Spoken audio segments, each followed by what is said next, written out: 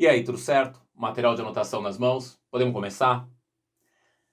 A França foi o país onde o centralismo monárquico da Idade Moderna se desenvolveu de maneira mais marcante. A crise sucessória da dinastia capetinga de 1328, que levou à ocupação do trono francês pela família Valois, resultou em disputas e em confrontação com a Inglaterra. O processo centralizador acabou interrompido pela Guerra dos 100 Anos, sendo retomado no século XVI em um contexto marcado por disputas religiosas. Esses conflitos envolveram a burguesia, a nobreza e populares e estavam ligados à fragmentação do poder e à definição dos limites do poder real. No governo de Carlos IX, entre 1560 e 1574, intensificaram-se as lutas envolvendo basicamente a burguesia calvinista, chamada de Huguenote na França, e a nobreza católica. O ponto máximo foi a Noite de São Bartolomeu, como a gente já conheceu na aula de reforma. Durante o governo seguinte, de Henrique III, prosseguiram os conflitos que culminaram na vitória dos partidários protestantes, apoiados pela burguesia calvinista, que assim garantiu o acesso ao trono e inaugurou a dinastia Bourbon. Com Henrique IV, houve a pacificação do país após converter-se ao catolicismo e ter decretado liberdade de culto aos protestantes por meio do Edito de Nantes. Dessa forma, não apenas se limitavam os conflitos religiosos no país, como se retomava a aliança entre o rei e a burguesia. Seu sucessor foi Luís XIII, em cujo governo o poder foi delegado ao ministro todo-poderoso, o cardeal Richelieu, que procurou transformar a França em uma potência continental na Europa. Richelieu envolveu o país em uma violenta guerra contra a dinastia dos Habsburgo. Os membros dessa família, seguidores do catolicismo romano e opositores dos reformistas religiosos, controlavam a Áustria e a Espanha. Atacaram os protestantes dos Países Baixos, da Boêmia, Suécia e Dinamarca, visando transformarem-se na família hegemônica da Europa. A França saiu em defesa dos protestantes e enfrentou os Habsburgos com o propósito de se fortalecer. Teve início, assim, a Guerra dos 30 Anos, que foi de 1618 a 1648.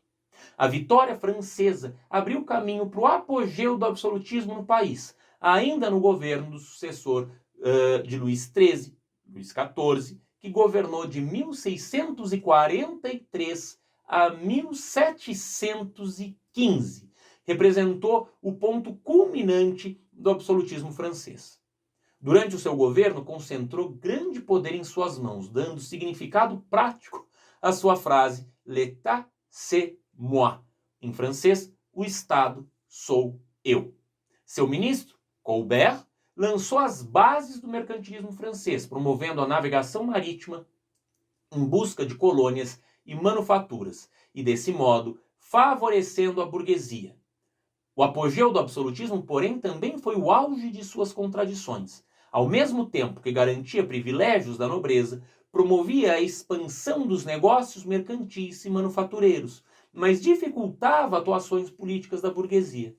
Luís XIV chegou mesmo a revogar o Edito de Nantes, servindo para justificar perseguições quando julgasse necessário. Os governos dos seus sucessores, Luís XV, que governou de 1715 a 1774, e Luís XVI, que governou de 1774 a 1792, presenciaram o início do declínio da França e a ascensão da Inglaterra como potência europeia.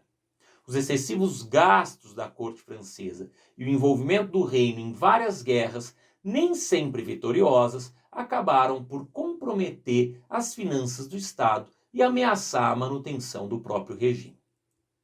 Mas a monarquia inglesa, que conseguiu a sua centralização política na Inglaterra a partir da Baixa Idade Média, foi frustrada pela Magna Carta de 1215, que limitava o poder real, submetendo-o ao controle do parlamento. A Guerra dos 100 Anos pareceu apenas confirmar a primazia dos poderes locais sobre o do monarca. Entretanto, o desenvolvimento burguês continuou existindo, bem como a busca por um Estado centralizado. O poder dos barões ingleses, a nobreza, começou a ser ameaçado com os custos da Guerra dos 100 Anos e principalmente com a Guerra das Duas Rosas.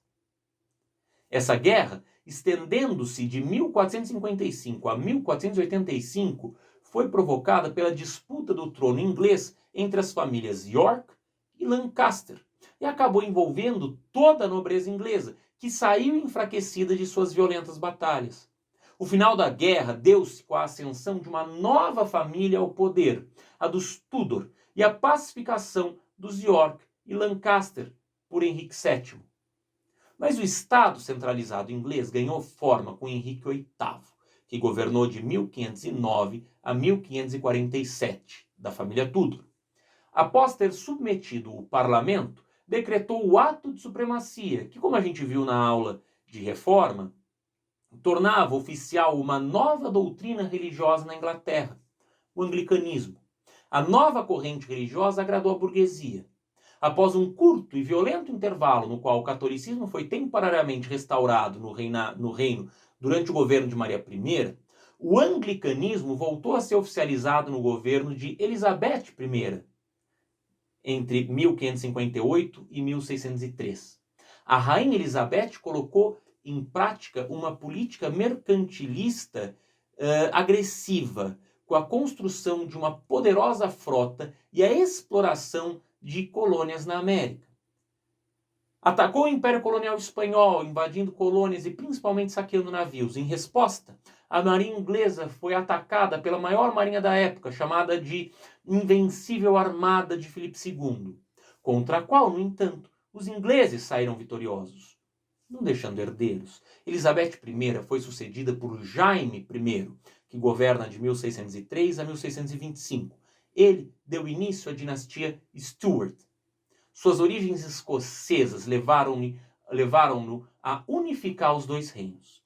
Nesse período, estava em andamento uma importante transformação econômica que começou no final da Idade Média: os cercamentos de terras agrícolas.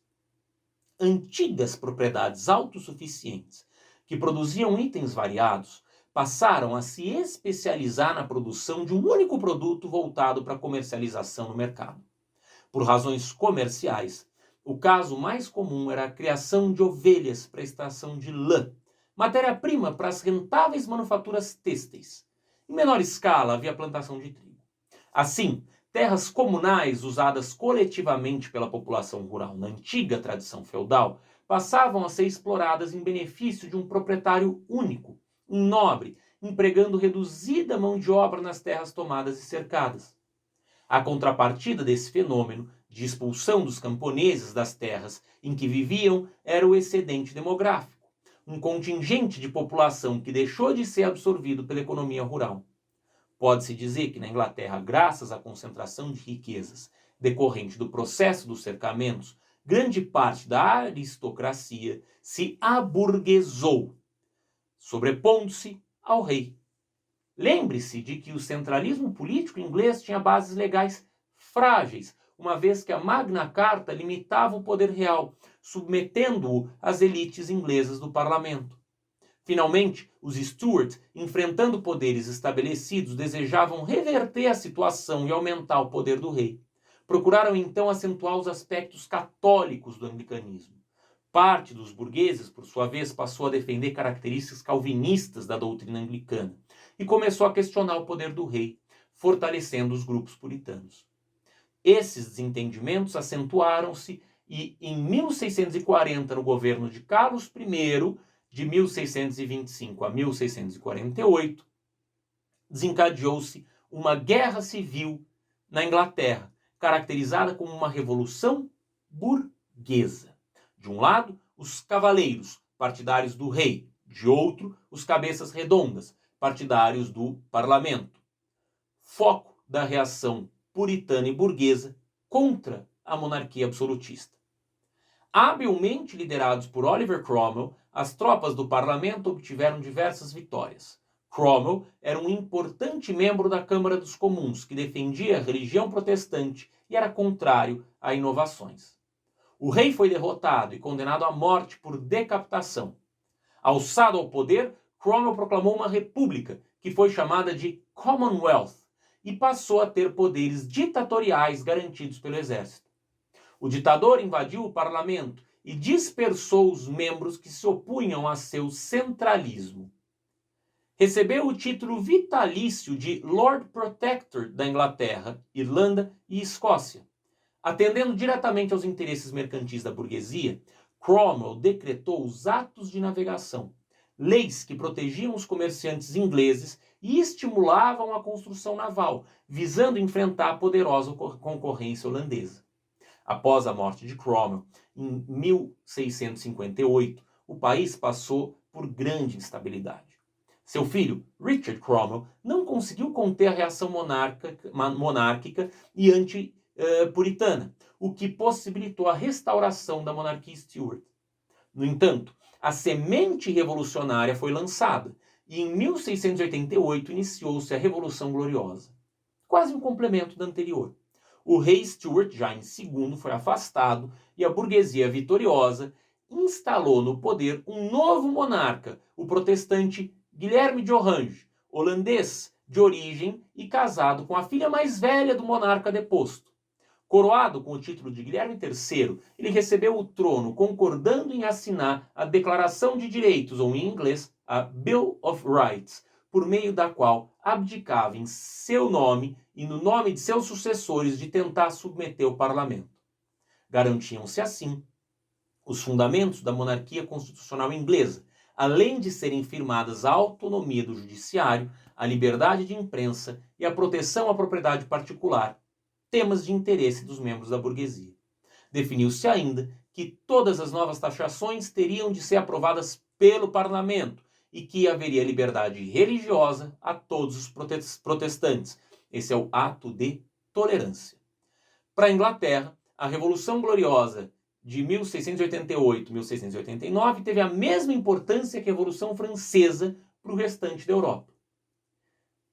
A Revolução Inglesa aconteceu 100 anos antes da Revolução Inglesa, da Revolução Francesa, o que significa que desde o século XVII a Inglaterra tinha um governo comprometido com o enriquecimento da classe dos homens de negócios. Isso explica, em grande parte, o notável desenvolvimento econômico do país nos 200 anos seguintes. Em outros estados europeus, a ordem absolutista firmou-se segundo especificidades regionais. É exemplo da Prússia, com a família dos Hohenzollern, da Áustria, com os Habsburgo, e da Rússia, com os Romanov. Mas isso é assunto para outra aula. Até mais.